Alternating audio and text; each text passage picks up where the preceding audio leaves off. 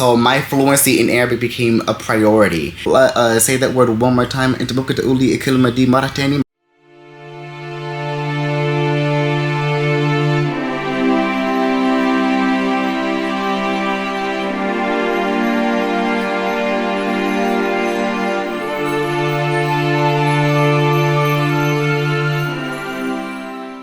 Hey guys, welcome back to my channel. My name is Omar and I am a travel vlogger currently living in Egypt. I got a question the other day on one of my shorts asking how did I actually learn Arabic? And I like the word actually because I think there are lots of generic tips out there that language learners give to other people. You know, the things you always hear about, talk to native speakers, get a course. Yeah. No shit. But I want to talk about how I actually was able to learn Arabic fluently and how I did so within 2 years, right? I think I want to actually deviate from all of the generic tips that I've been hearing out there since I've been learning languages too, because sometimes you just get tired of the same old tips that pretty much apply to anything that you do. But I have a list here of 5 steps that I took to actually learn Arabic fluently. And I think the last tip on here is actually the most overlooked and not really considered as much. And I think you guys want to stay to the end to figure out what that is, because that actually helped me the most when learning Arabic fluently. And I do say fluently because it بتكلم عربي بطلاقة. So I will say, me already having a language background, I went into Arabic already understanding the type of student I was, right? I already understood how I learned and what I enjoy, the resources I already enjoy using when I'm learning a new language. So I went in there already knowing those things about myself. You know, 7 languages later, here I am. So for example, I know that I thrive in one-on-one courses. I am more productive in the morning, so that's when I study my languages. I prefer podcasts over movies because I prefer continuous, speaking and not, having to deal with pauses and things like that. I just prefer podcasts. So I went into Arabic knowing that I already enjoy these things. And so I already had an idea of which direction I was going to go into when it came to finding resources. Of course, with anyone who's new at learning languages, you're going to discover that about yourself when as the journey goes on. But but I already had like that established foundation of just understanding who I was as a language learner. But in terms of the 5 steps, the first step that I took to learning Arabic, I made studying Arabic daily a non-negotiable. And I made a promise to myself that I was going to commit at least an hour to studying Arabic a day. The reason why making that promise to myself was so important is because I perceive fulfilling a promise to yourself as self-respect. And when it comes to language learning, your mindset is really important because it will be easy to just fall off your routine if you're not enjoying what you're doing. And I've been susceptible to giving up lots of times when I'm not really enjoying it. But there's just something more empowering about making that promise to myself, because I feel like I promised myself, and I just by virtue of being me, I respect promises so much. And I have always been the type of person where I hated losing people's trust, and so that trickled into just how I am able to respect the promises I make to myself. So I don't want to, make a promise to myself and not fulfill it, because at the end of the day, the promises that you make to yourself is still a sign of self-respect. And so you want to make a promise to yourself that you're going to commit 30 minutes a day, an hour a day. Promise yourself that you're going to stick with the language daily in some capacity, whether that be listening to a podcast, watching a movie, having lessons. Make a promise to yourself that you're going to stick to. The second thing I did to learn Arabic was visiting Egypt. So I visited Egypt back in January of 2021. That was my first time coming to an Arabic speaking country, and by that time I had already spent about, I want to say, 5 or 4 months studying Egyptian Arabic. So it was vital for me to come here, and I'm really intentional when it comes to my goals.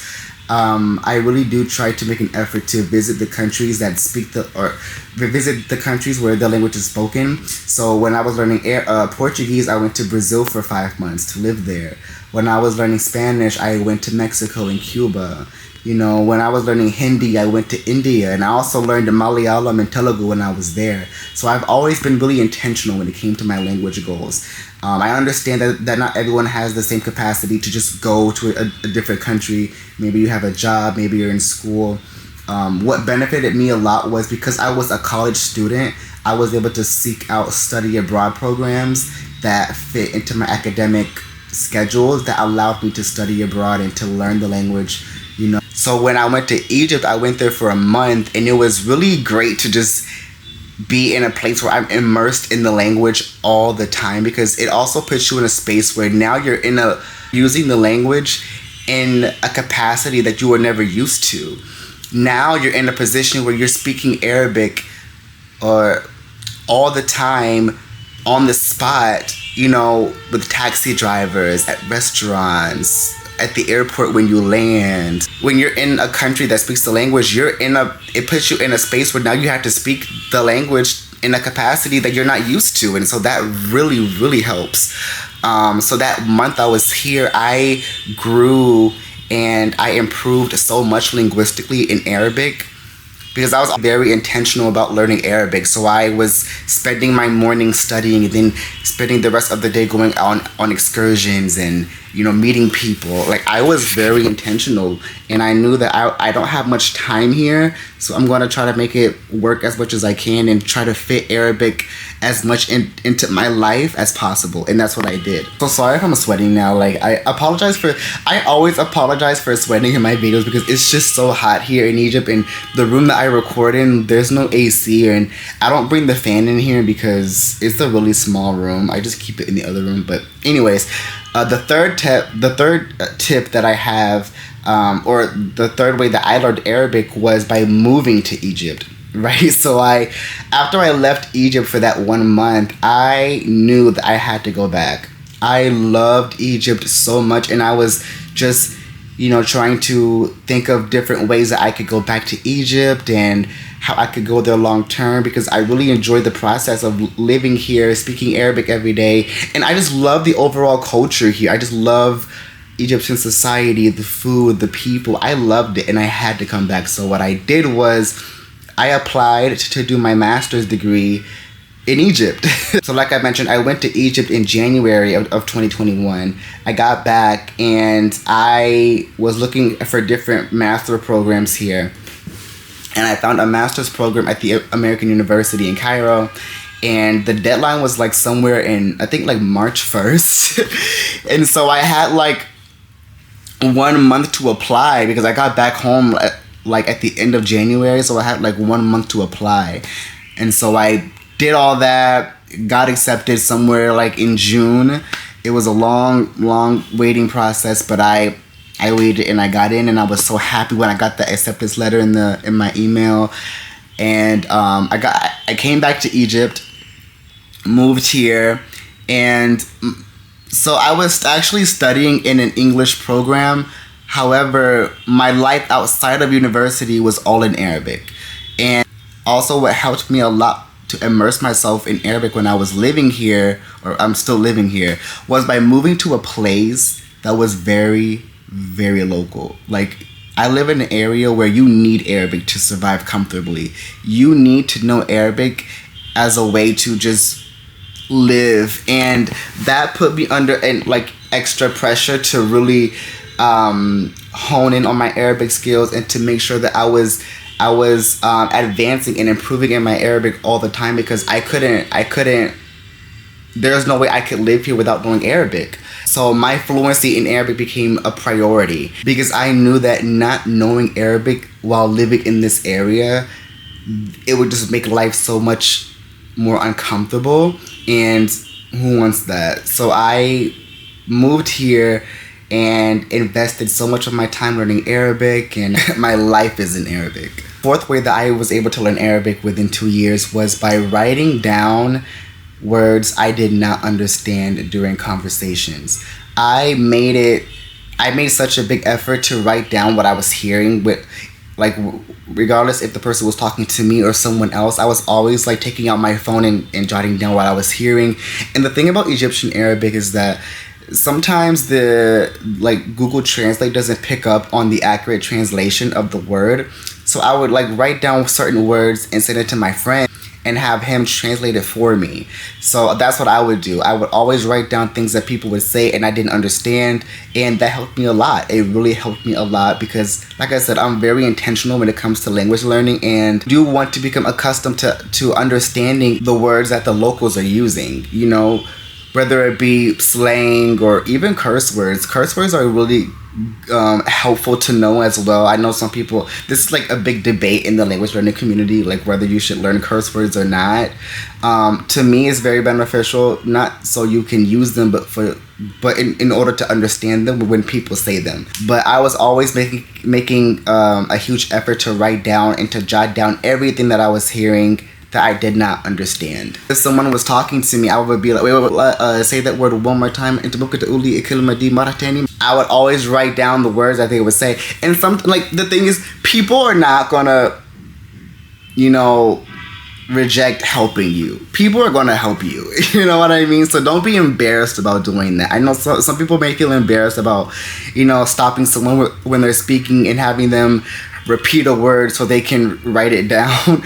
If it's you know, if it has to do with your linguistic improvement, like, I don't think they're gonna say no to that. You know what I mean? So write down what you're hearing, because that's the best way to learn how the locals are talking. And the fifth and final way that I was able to learn Arabic in 2 years was by revising old notes. This tip came so in handy when I was at a place where I felt like so